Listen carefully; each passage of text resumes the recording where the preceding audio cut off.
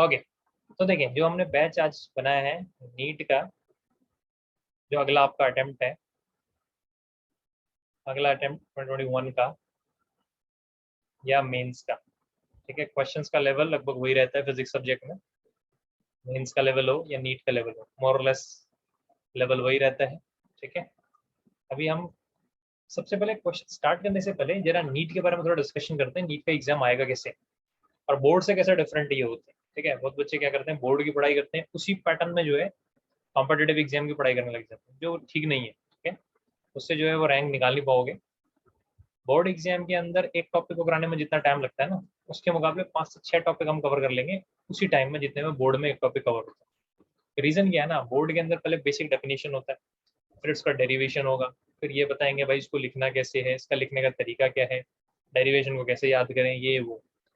NEET के point of view से पढ़ेंगे या मेंस के पॉइंट ऑफ व्यू से पढ़ेंगे, कॉम्पिटेटिव एग्जाम है। अल्टीमेटली मोटिव क्या है, कॉन्सेप्ट समझना है, ठीक है। अल्टीमेटली प्रॉब्लम सॉल्व करना है, ठीक है। प्रॉब्लम सॉल्व करने के लिए कॉन्सेप्ट बहुत स्ट्रांग होना चाहिए, नो डाउट। बट कॉन्सेप्ट के साथ साथ प्रॉब्लम की प्रैक्टिस करोगे तो प्रॉब्लम सॉल्व होती है। सिर्फ कॉन्सेप्ट पढ़ के थ्योरी याद करके नहीं होता कभी प्रॉब्लम सॉल्व। उस प्रॉब्लम को करेंगे, प्रैक्टिकली करके दिखाएंगे, ये कॉन्सेप्ट बताया उसको लगा के दिखाऊंगा तुम्हारे सामने, तो तुम्हें आइडिया लगेगा हाँ भाई ऐसे बताया, ऐसे करके मैं वहाँ सॉल्व करूंगा एग्जाम में। तो ये ओवरऑल बात है।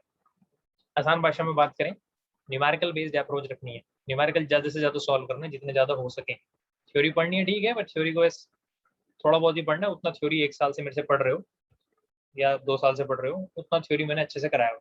तो थ्योरी वही होता है, मेरे ही नोट्स होते हैं थ्योरी, उससे ज़्यादा बाहर कुछ नहीं होता है। उस थ्योरी को लगाना आना चाहिए न्यूमेरिकल में, तो न्यूमेरिकल अप्रोच रहेगी पूरा थ्रू आउट। तो नीट का एग्जाम जो है वो नीट किस तरीके से एग्जाम आपका लेता है, मेडिकल के लिए आपको पता ही है था, एमबीबीएस के लिए, बीएचएमएस बीएएमएस जो भी है, मेडिकल फील्ड में जो भी आपको यहाँ से कॉलेज चाहिए यूजी अंडर ग्रेजुएट लेवल पे, वो नीट के थ्रू आपको मिलने वाले ऑल ओवर इंडिया, ठीक है। अभी जो है नीट, पहले इसको एआईपीएमटी कहते थे, पता है ये आपको बेसिक बातें। तो नीट के जो एग्जाम है अभी वो कितने जो है क्वेश्चन में आते हैं, तो 45 क्वेश्चन फिजिक्स के आएंगे नीट के अंदर। पहले पता होना चाहिए क्वेश्चन कितने आ रहे हैं। 45 केमिस्ट्री, और जो बच गया 90 बायोलॉजी। तो बायोलॉजी अच्छा खासा इसके अंदर पार्ट लेता है, मैथ्स इसके अंदर नहीं आता है। तो बायोलॉजी अगर आप कवर कर लेते हैं अच्छे से, तो 50% मार्क्स तो बायोलॉजी के कैरी कर रहा है नीट के, ठीक है। और 50% मार्क्स बहुत ज़्यादा होते हैं, आपको पता ही है। तो मेन फोकस आपका बायोलॉजी पे है, वो आप खुद ही करेंगे। बायोलॉजी का आपको पता है कैसे कवर करना है, ठीक है। हमारा काम फिजिक्स पढ़ना है, यहाँ पे हम फिजिक्स बारे में जरा बात करेंगे सिर्फ। तो 45 क्वेश्चन हमारे फिजिक्स के हैं, इंटू 4 जो इसका मार्क्स इसके आपको मिलेंगे, 180 नंबर फिजिक्स के होते हैं। 180 जो है वो केमिस्ट्री के होंगे, और 180 360 सॉरी 360 मार्क्स जो है वो आपको मिलने वाले, किसके लिए, बायोलॉजी के लिए मिलने वाले। ओवरऑल जो है वो 720 720 मार्क्स का जो है एग्जाम है आपका नीट का, ठीक है। एक ठीक करने पे +4, एक गलत करने पे -1, इसे नेगेटिव मार्किंग करते हैं, ठीक है। छोड़ने पे कितना है, 0। जो चीज़ नहीं आती अगर छोड़ते हैं तो 0, गलत करते हैं तो -1, और सही करते हैं तो +4। इस हिसाब से मार्किंग होती है। नेगेटिव मार्किंग का मतलब ये होता है जो सीबीएसई बोर्ड के अंदर नहीं होती है। सीबीएसई में गलत लिख दोगे 0 होता है, इसमें गलत टिक कर दोगे तो -1 होता है। ऑब्जेक्टिव पेपर होता है, ये भी पता होना चाहिए। ऑब्जेक्टिव मतलब एमसीक्यू, ऑब्जेक्टिव पेपर आता है, ऑब्जेक्टिव एग्जाम है इसका नीट का। अटेम्प्ट इसका नेक्स्ट अटेम्प्ट कब है, अगस्त 2021, टेंटेटिव है 1 अगस्त के आसपास, आगे हो सकता है। तो उसके हिसाब से हमें यहाँ पे प्रिपरेशन करना है, ठीक है। ये बात समझ में आती है, इतना आपको पता होना चाहिए और होगा भी, ठीक है। बात करते हैं इसके बाद मेंस की। जेई मेंस ये इंजीनियरिंग एंट्रेंस है, ठीक है। बीटेक करने के लिए entrance all over India engineer बनने के लिए। आईआईटी छोड़ के बाकी जो इंस्टीट्यूट है अच्छे इंस्टीट्यूट, वो मेन से मिलेंगे। आईआईटी के लिए एडवांस पर रैंक निकालनी होती है, जो मेंस के बाद होता है। उसकी बात नहीं कर रहे हैं क्योंकि मेंस और नीट का बैच है, उसकी बात करेंगे। तो इंजीनियरिंग के लिए मेंस निकालना है। मेंस का जो क्वेश्चन आपको करने हैं वहां पे आते हैं 90 क्वेश्चन है टोटल। पीसीएम, अच्छा ये क्या होता है, ये पीसीएम होता है, इधर मैथ्स आता है, ठीक है। तो जो नीट वाले हैं वो मैथ्स नहीं करेंगे, जो मेंस वाले हैं वो बायो नहीं करते हैं। पीसीएम इधर क्या होता है, इक्वल परसेंटेज बटा होता है पीसीएम। इधर बायोलॉजी का ज्यादा परसेंटेज है, इसमें ऐसा नहीं होता है। 90 मार्क्स है, 100 नंबर का एग्जाम होता है, 100 मार्क्स का। तो 300 मार्क्स का एग्जाम है, 100 मार्क्स ईच, जैसे 100 मार्क का इसमें फिजिक्स आएगा, ठीक है। अब 100 मार्क का फिजिक्स आ रहा है, उसका क्या मतलब है, 100 मार्क आ कैसे रहे, जरा ये हमें पता होना चाहिए। तो 25 क्वेश्चन आपको अटेम्प्ट करने हैं, 25 क्वेश्चन एक सेक्शन में, इंटू 4, एक सही करने पे +4, इसमें भी इसी की तरह, गलत करने पे -1, ठीक है। तो इस तरीके से 100 नंबर आएंगे 25 अटेम्प्ट करने पे, 100 300 300 मार्क्स मैक्सिमम है। आजकल बच्चे पूरे पूरे नंबर ला रहे हैं मेंस में, ठीक है। अभी बात क्या है, तो जैसे अगर फिजिक्स का सेक्शन है मेंस का, तो फिजिक्स के सेक्शन में अगर 30 क्वेश्चन आ रहे हैं, तो 30 में से 20 जो है वो एमसीक्यू, वो कंपलसरी सबके लिए करने हैं। बचा हुआ तो 10 क्वेश्चन है, उसमें से 5 अटेम्प्ट करने हैं, और जो 5 अटेम्प्ट करने हैं वो इंटीजर टाइप है। इंटीजर टाइप क्या है, आंसर लिखना जैसे 2, उसमें कोई नेगेटिव मार्किंग नहीं होती, वो इंटीजर टाइप होते हैं 5, तो 25 हो गए into 4, 100 maximum marks. Negative marking इसमें भी होती है, ठीक है। तो ये पैटर्न होता है कॉम्पिटिटिव एग्जाम का, किस तरीके से अटेम्प्ट करना है ये आपको आइडिया लगना चाहिए, इस तरीके से। चले फिर कुछ बेसिक बातें हमने बात करी कि किस तरीके से हमें कॉम्पिटिटिव एग्जाम के अप्रोच के हिसाब से जो है अपनी पढ़ाई को करना है, ठीक है। ऐसा नहीं होना चाहिए कि हम जो है सीबीएसई के चक्कर में पढ़े रहें, उसी के पैटर्न पे पढ़ें। आगे बढ़ते हैं, कौन कौन से सेक्शंस इंपॉर्टेंट रहेंगे फिजिक्स, ठीक है। मैं फिजिक्स सब्जेक्ट दूंगा तो मैं फिजिक्स के बारे में बताऊंगा, बाकी सब्जेक्ट आप खुद मैनेज करेंगे, ठीक है, या बाकी जगह जहाँ टीचर से पढ़ रहे हैं उनसे लेंगे। तो फिजिक्स सब्जेक्ट का पर्टिकुलरली मैं आपको बताता हूँ कि नीट के लिए पर्टिकुलरली कौन से हाई वेटेज पार्ट है फिजिक्स का। अब पहले तो ये पता होना चाहिए, नीट पढ़ रहे हैं, कॉम्पिटेटिव एग्जाम पढ़ रहे हैं, तो 11th हो या चाहे 12th हो, तो दोनों मिक्स करके जो है सिलेबस आता है। ऐसा नहीं है कि सिर्फ 12th आएगी, 11th एंड 12th दोनों आएगा, तो दोनों पे ही हमारी कमांड होनी चाहिए। प्रैक्टिकली बात करें तो उस चीज़ को हमें ज़्यादा पढ़ना है जो ज़्यादा वेटेज रखती है, या ऐसा प्रीवियस ईयर में देखा गया एनालाइज करके, वो मैं आपको बताता हूँ कहाँ ज़्यादा वेटेज है या किन चीज़ों को हमें ज़्यादा पढ़ना चाहिए, ठीक है। तो मैक्सिमम वेटेज के लिए हम बात करते हैं यहाँ पे फर्स्ट लेवल ऑफ चैप्टर्स, ठीक है। तो फर्स्ट लेवल ऑफ चैप्टर में मॉडर्न फिजिक्स एक अच्छा खासा वेटेज रखता है इसकी लेवल ऑफ टफनेस के हिसाब से। कहने का मतलब ये इतना टफ नहीं है, बट ये अच्छे खासे क्वेश्चन, 5 से 6 क्वेश्चन जो है देखने को मिलते हैं इसके एटलीस्ट 45 में से, तो 12 से 15% के आसपास जो है मॉडर्न फिजिक्स कवर कर सकता है फिजिक्स का। और इतना टफ नहीं है मॉडर्न फिजिक्स, शुरुआत यहीं से करेंगे मॉडर्न से, ठीक है। बहुत इजीली आप स्कोर कर सकते हो मॉडर्न में पूरे नंबर भी। तो मॉडर्न फिजिक्स अच्छी खासी वेटेज यहाँ पे लेने वाला है, मॉडर्न फिजिक्स, इलेक्ट्रोस्टैट्स और करंट, ये सब 12th के अंदर पढ़े हुए हैं आपने अभी, तो ये बहुत नई चीज़ें नहीं होंगी आपके लिए, बहुत मुश्किल नहीं लगेगा, 12th में पढ़ा हुआ है उसको एक एक्सटेंडेड वर्जन उसका, अच्छे लेवल के क्वेश्चन उसके अंदर करेंगे हम। तो करंट और ये, उसके बाद ऑप्टिक्स वाला पार्ट, रे और वेव दोनों, जो भी आपने 12th में पढ़ा है इसके भी अच्छे क्वेश्चन करेंगे, मैनेजेबल है ऑप्टिक्स, खासकर वेव ऑप्टिक्स मैनेजेबल है, बहुत टफ नहीं होता है। तो modern physics, electrostatics, current, optics, ये जो चीज़ें हैं क्या है, स्कोरिंग है। अगर 11th वाले पोर्शन की बात करें तो काइनेमेटिक्स, ये भी बहुत टफ नहीं है, kinematics plus Newton law, NLM, question का लेवल अच्छा कर देंगे, फ्रिक्शन भी इसमें इंक्लूडेड है, ठीक है। इस तरीके से वर्क एनर्जी पावर, और उसके बाद एसएचएम, मैक्सिमम परसेंटेज यहीं से कवर हो जाती है इन सब चीज़ों से,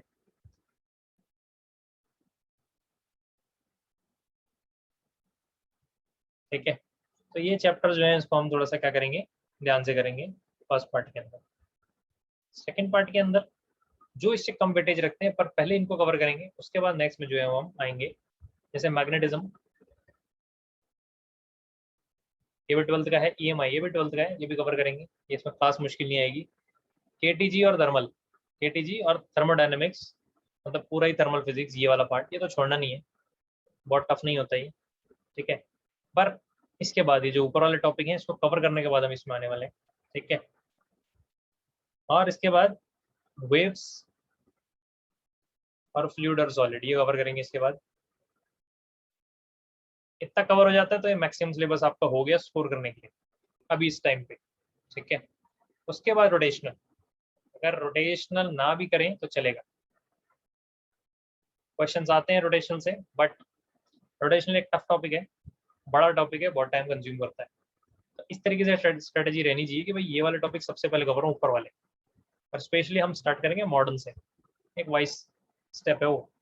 बेवकूफ़ी होगी सीधा अगर हम रोटेशनल मैकेनिक्स पे चले जाएं और मैकेनिक्स की बातें करने लगूँ सीधा इस टाइम पे, तो वो आपको कोई फ्रूट नहीं देने वाला। वो सिर्फ ईगो सेटिस्फाई करने वाली बात है लास्ट टाइम पे, कि मैं मैकेनिक्स अच्छा कर लेता हूँ, रोटेशनल मेरा बहुत अच्छा है। ठीक है, वो काम करना नहीं है। ठीक है, वाइज जो है स्टेप्स लेने हैं अभी। तो इस तरीके से ठीक है, और इसके अंदर सॉलिड्स और ये सब चीज़ें, और बाकी जो बच गया थर्ड पार्ट में रिमेनिंग कह सकते हैं। रिमेनिंग भी ठीक है, बट पहले ऊपर वाली चीज़ें कवर होंगी, उसके बाद रिमेनिंग पे जाएंगी अकॉर्डिंगली। तो ये रहती है स्ट्रेटेजी, इस तरीके से आप पढ़ने वाले हैं इसको। ठीक है, मैं बताऊंगा किस तरीके से पढ़ेंगे स्टेप बाय स्टेप, बट बता दिया कि सिलेबस इस तरीके से रहेगा। तो मोस्ट जो प्रायोरिटी वाला ग्रुप मैं इसको मानूंगा मेरे अकॉर्डिंग। ठीक है, सेकंड मोस्ट प्रायोरिटी वाला ये, और ऑब्वियसली बाकी जो बच गया वो थर्ड मोस्ट प्रायोरिटी करो या लीस्ट प्रायोरिटी करो। अगर वो नहीं भी करते हो, टाइम नहीं मिलता तो कुछ चलेगा, लेकिन फर्स्ट पार्ट के अंदर अगर कोई भी टॉपिक छोड़ देते हैं तो वाइज डिसीजन नहीं माना जाएगा। ठीक है, क्लियर सी बात है। और सेकंड में भी सब कुछ करना ही है, रोटेशनल को छोड़ सकते हैं नीट के लिए। पर्टिकुलर नीट के लिए बताऊँ तो रोटेशन छोड़ देंगे तो बहुत बड़ा लॉस नहीं होने वाला है। तो देखा आपने सिलेबस, इस तरीके से काम करेंगे हम, इस तरीके से सिलेबस को देखते हुए चलेंगे। क्लियर है, तो मुश्किल काम नहीं है। चलें आगे, लिखना चाहे तो लिख लें इसको।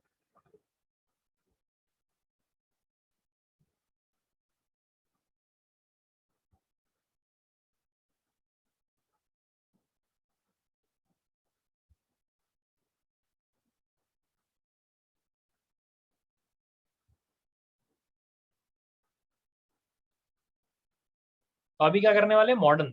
ठीक है, मॉडर्न के अंदर क्या क्या आता है, dual nature, atoms, nuclei, semiconductor को भी इसके अंदर ही डाल दूंगा मैं। कुछ लोग कहते हैं ना सेमीकंडक्टर इलेक्ट्रॉनिक्स का ब्रांच है, बट ट्वेल्थ लेवल पे या नीट लेवल पे हम उसको मॉडर्न में डाल रहे हैं। तो वो सब कर लेंगे तो 5 से 6 क्वेश्चन बनते हैं। तो 45 में से 45 में से अगर 5 से 6 क्वेश्चन अंदाजा लगा लो, अगर अप्रॉक्सीमेटली 6 मान लो, 39 क्वेश्चन ही बच रहे हैं, ऐसा सोच सकते हैं एक टॉपिक को करके। तो मॉडर्न इतना टफ है नहीं, सबसे ज़्यादा इजी टॉपिक रहेगा इसमें से।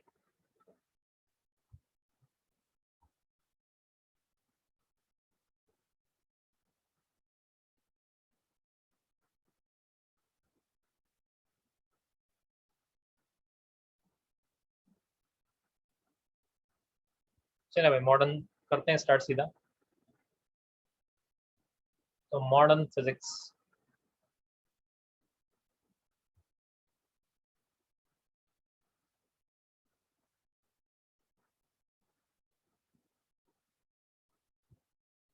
ठीक है, अप्रॉक्सीमेटली 5 से 6 क्वेश्चन नीट में।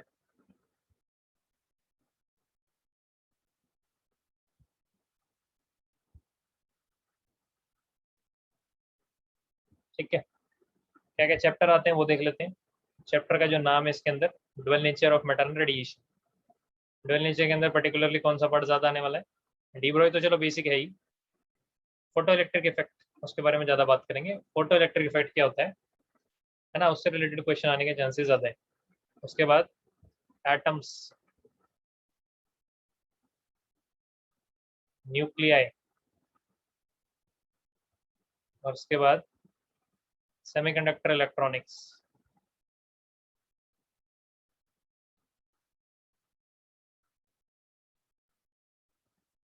अभी जो फॉर्मूले लिखेंगे ना वो इस टॉपिक के लिखेंगे पर्टिकुलरली तीनों के। उसके बाद इन पे कुछ न्यूमेरिकल स्टार्ट करेंगे, फिर सेमीकंडक्टर को भी इंक्लूड कर लेंगे न्यूमेरिकल्स में। अभी जो रिवीजन दूंगा मैं ना, फॉर्मूला वाइज रिवीजन दूंगा इनका। वेल नेचर से शुरू करूंगा, एटम पे जाऊंगा, फिर न्यूक्लियर पे जाऊंगा, यहाँ पे रोकूंगा पहले मैं। इन तीनों के क्वेश्चंस करेंगे ज्यादा, फिर सेमीकंडक्टर को भी ले लेंगे उसके साथ। ठीक है,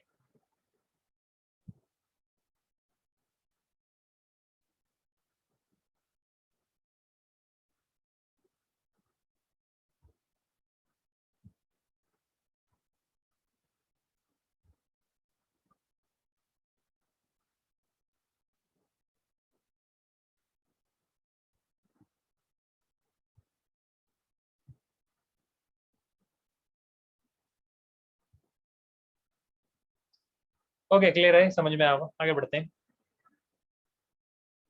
तो थोड़ा सा आइडिया होता है सबको, इतना 12th पढ़ चुके हैं कि डुअल नेचर क्या होता है। ठीक है, Einstein equation basically photoelectric main जो मेजर टॉपिक है उसके अंदर वही है, और डी ब्रॉय वेव। इसके बाद एटम्स, बोर मॉडल, आसपास पूरा बोर मॉडल के आसपास ही लगा सकते हो। न्यूक्लियर, बाइंडिंग एनर्जी कर्व, और रेडियो एक्टिविटी। रेडियो एक्टिविटी आपने 12th में नहीं पढ़ी, नो डाउट, अभी बताऊंगा मैं अल्फा बीटा डी के क्या होते हैं। उसके बाद जब क्वेश्चंस करेंगे ना बीच बीच में, तो उसका फुल डिटेल में आपको देता रहूँगा। तो एक क्विक रिवीजन आप कह सकते हैं, रिवीजन या डिस्कशन। ठीक है, रिवीजन ऑफ फॉर्मूला मैं यहाँ पे लिखा रहा हूँ, शॉर्ट नोट्स। शॉर्ट नोट समझो या फॉर्मूला समझो, ये आप नोट करेंगे।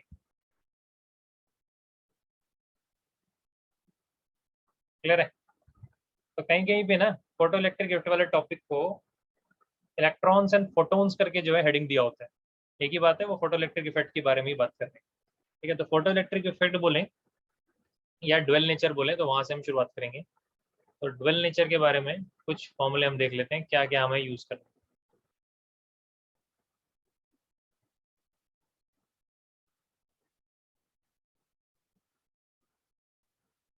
ओके, तो देखें जरा डुअल नेचर के क्या क्या फॉर्मूले हम यूज करने वाले हैं एक एक करके। तो सबसे पहले तो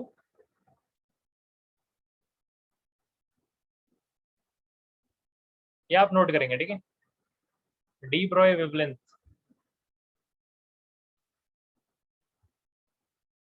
lambda is equal to h by p. ठीक है, मटेरियल पार्टिकल या फोटोन दोनों के लिए वैलिड है। Lambda is equal to h by p जो है यहाँ पे क्या होता है, डी ब्रॉय वेव, एच क्या है, प्लैंक्स कांस्टेंट।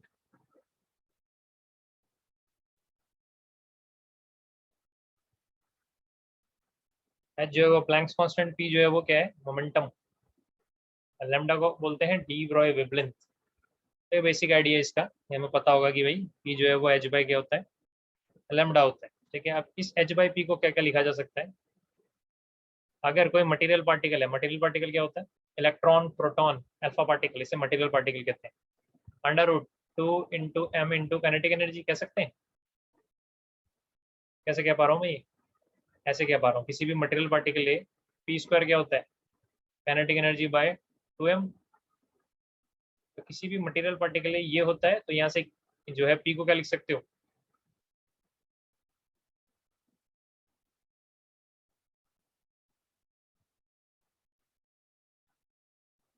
के जो होता है वो होता है पी स्क्वायर बाय 2m।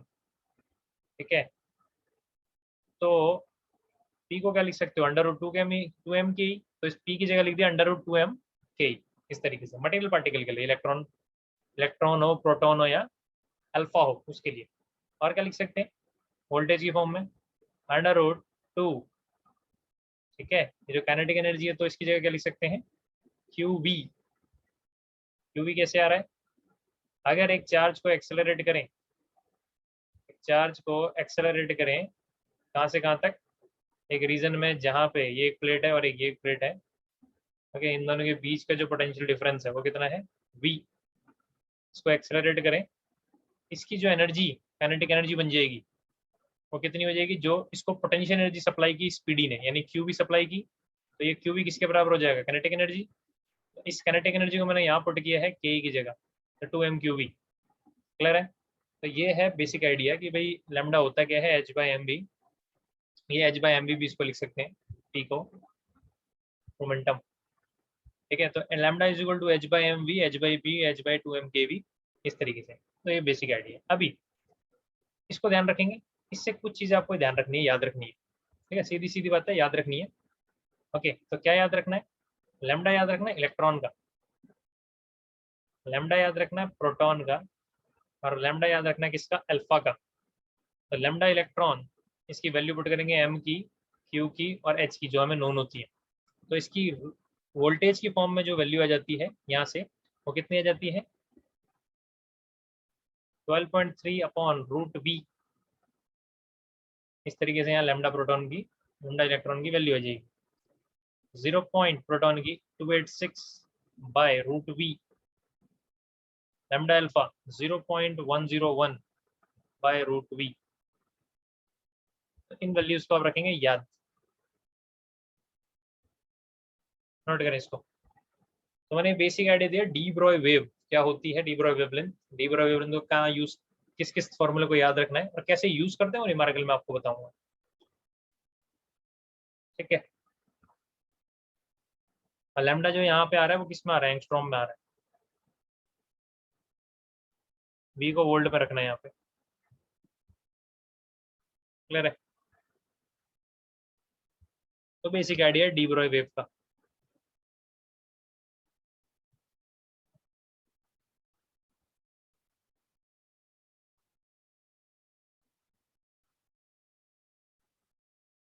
ठीक है, अभी देखें,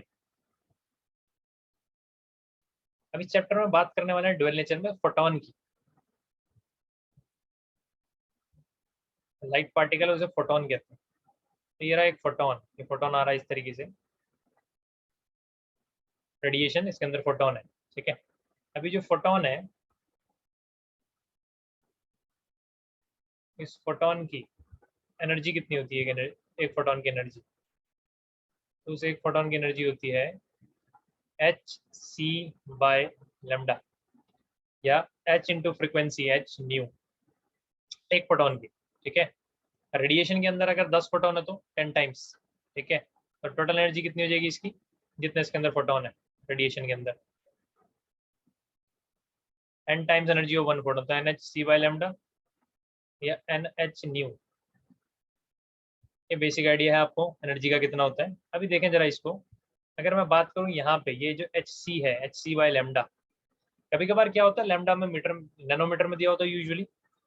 एच सी की वैल्यू पुट करना एक कॉम्प्लिकेटेड कैलकुलेशंस हो जाती हैं। एच की वैल्यू होती है,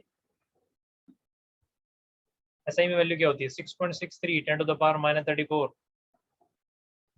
जूल सेकंड, ठीक है। तो जूल सेकंड होने की वजह से इतनी बड़ी वैल्यू होने की वजह से into 3 into 10 to the power 8 multiply करना पड़ेगा। तो इस कैलकुलेशन को आसान करने के लिए हमें एक चीज याद रखनी है कि जो एच सी की वैल्यू है वो होती है 1240 ईवी इंटू नैनोमीटर। अगर हमें ये याद है और यहाँ हम नैनोमीटर में रखते हैं वेवलेंथ, तो नैनोमीटर से नैनोमीटर कैंसिल होता है, एनर्जी सीधी आ जाएगी ईवी की फॉर्म में, इलेक्ट्रॉन वोल्ट की फॉर्म में। और इलेक्ट्रॉन वोल्ट से जूल में जाना भी कोई खास बात है नहीं।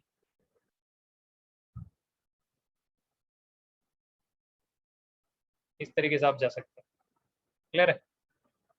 बेसिक आइडिया लगा डी ब्रॉय वेव का, एनर्जी ऑफ वन फोटोन का। फोटोन का पूरा कॉन्सेप्ट है, क्योंकि फोटोइलेक्ट्रिक इफेक्ट पे जो मेटल होगा, जो फोटोइलेक्ट्रिक इफेक्ट दिखाएगा, उसमें इंसिडेंट फोटोन करना है। तो पहले पता होना चाहिए फोटोन, लाइट पार्टिकल को फोटोन कह रहे हैं, नॉर्मल मटेरियल पार्टिकल नहीं है ये। या मैंने शब्द यूज किया मटेरियल पार्टिकल, तो ये जो मटेरियल पार्टिकल है, ये मटेरियल पार्टिकल हम फोटोन को नहीं कह सकते। तो मटेरियल पार्टिकल बेसिकली क्या है, इलेक्ट्रॉन,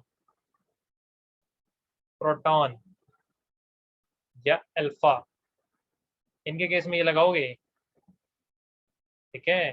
फोटोन के केस में ये सारी चीजें यूज करने वाले हैं। ये बेसिक है, नोट करें इसको।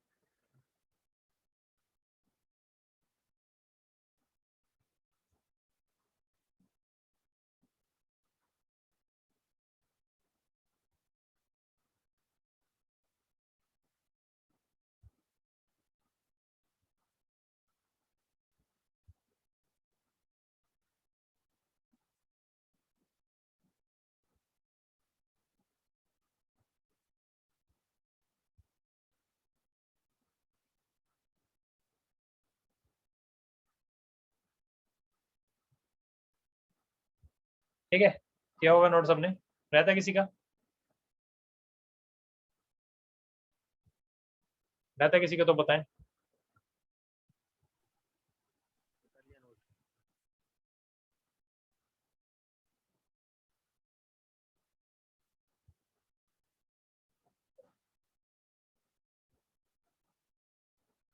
ठीक है, चले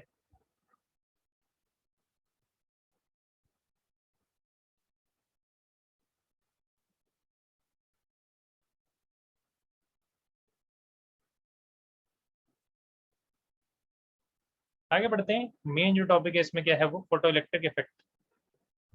फोटो इलेक्ट्रिक इफेक्ट क्या है,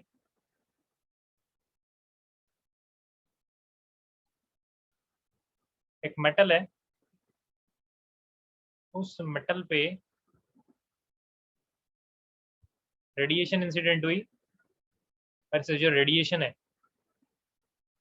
रेडिएशन के अंदर क्या है, radiation consist of what, photon. तो फोटोन आया ऊपर से, इसके अंदर क्या है, इलेक्ट्रॉन, मेटल के अंदर फ्री इलेक्ट्रॉन्स होते हैं, तभी इसको मेटल कह रहा हूँ, मटेरियल नहीं कह रहा, नॉर्मल मेटल कह रहा हूँ इसको। ये जो फोटोन आया यहाँ से, इलेक्ट्रॉन के साथ इंटरेक्ट करता है। अब इंटरेक्शन के बाद क्या होता है, वो डिपेंड करता है फोटो इलेक्ट्रिक इफेक्ट हो रहा है कि नहीं। अगर फोटो इलेक्ट्रिक इफेक्ट हो रहा है तो ये फोटोन इस इलेक्ट्रॉन के साथ इंटरेक्ट करता है, इस इलेक्ट्रॉन को इजेक्ट आउट करता है बाहर की तरफ। इसी को फोटो इलेक्ट्रिक इफेक्ट कह रहे हैं यहाँ पे, ठीक है।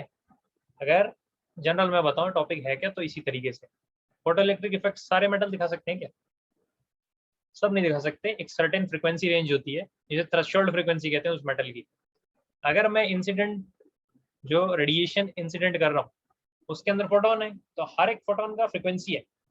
अगर वो फोटोन की फ्रीक्वेंसी उस थ्रेशोल्ड फ्रीक्वेंसी को क्रॉस कर रही है, उससे ऊपर जा रही है, तो उसका एक फोटोन आएगा और उस इलेक्ट्रॉन को नॉकआउट बाहर निकाल देगा, जिसकी वजह से फोटो इलेक्ट्रिक करंट राइज होगा और हम कहेंगे फोटो इलेक्ट्रिक इफेक्ट यहाँ पे दिख गया। अगर इसका फोटोन का जो फ्रीक्वेंसी है वो इसके थ्रेशोल्ड फ्रीक्वेंसी से कम निकला, तो वो इसको नॉकआउट नहीं कर पाएगा, बाहर नहीं निकाल पाएगा, और बाहर नहीं निकाल पाएगा तो यहाँ फोटो इलेक्ट्रिक करंट नहीं आएगा। तो ये बेसिक आइडिया था, ठीक है। आइंस्टाइन फोटो इलेक्ट्रिक इक्वेशन लिखेंगे इसी कंसेप्ट पे बेस्ड।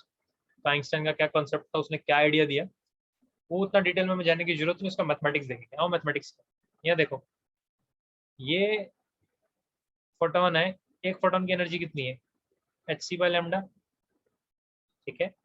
इसका क्या होता है, वर्क फंक्शन। वर्क फंक्शन मतलब इतनी एनर्जी कम से कम दो, उसके बाद बात करेंगे बाहर जाने की। अगर उससे कम दी तो कोई मतलब नहीं है बाहर जाने का, ठीक है। तो भाई hc/λ बाहर से आया, इसका खुद का कोई हिसाब था कि भाई अगर इतनी एनर्जी नहीं दी तो फिर तो बात करने का मतलब नहीं है ना। तो उस एनर्जी को हम वर्क फंक्शन कहते हैं, मेटल का W0 दिखा लो, प्लस अब जो बाहर निकला वो निकलता के ई मैक्स। के ई मैक्स क्या है, मान लो 10 की जरूरत थी, आपने 20 दे दिया, तो जो बचा हुआ 10 है ना, 10 तो उसको ओवरकम करने में लग गया, बचा हुआ 10 क्या आया, कैनेटिक एनर्जी। कौन सी कैनेटिक एनर्जी, मैक्स। मैक्स मतलब जो सरफेस के इलेक्ट्रॉन है सीधा बाहर आते हैं बिना अंदर कोलिजन के, वरना कोलिजन हो जाता है के ई मैक्स। हर इलेक्ट्रॉन को के ई मैक्स नहीं मिलता, के जिनका हर इलेक्ट्रॉन का के ई है वो इस के ई मैक्स से कम हो। ये इक्वेशन है फोटोइलेक्ट्रिक इक्वेशन, शॉर्ट में बता रहा हूँ मैं, सारी चीजें सब डिस्कस हो चुकी है। इसको ऐसे भी लिख सकते हो, hc/λ, और इसको क्या लिख सकते हो, hc/λ0 प्लस के ई मैक्स, ठीक है, या एच न्यू। चलो वेट करें, ओके।